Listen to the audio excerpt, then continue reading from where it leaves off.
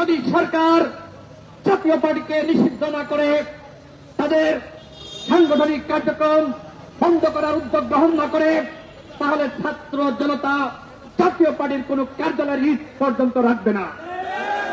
আমাদের স্পষ্ট কথা, সরকারকে বলবো, যদি জনতাকে এই ধরনের মবের দিকে আপনারা অগ্রসর না করতে চান, তাহলে বরিশালে আমাদের নামে যে মামলা করা হয়েছে, এই মামলা আগামী 24 ঘন্টার মধ্যে প্রত্যাহার করতে হবে। আমরা 2018 সাল থেকে সংগ্রাম করে আসছি। 24 সালের গণঅভ্যুত্থানে গণ অধিকার পরিষদের সভাপতি নুরুল হক নূর গ্রেফতার হয়েছে। ইতিমধ্যে হাবিবুর রহমান রিজু বলেছেন, গণ অধিকার পরিষদের 11 জন শহীদ হয়েছে, আমাদের অগণিত নেতৃবৃন্দ গুলিবিদ্ধ হয়েছে, হামলা মামলার শিকার হয়েছে।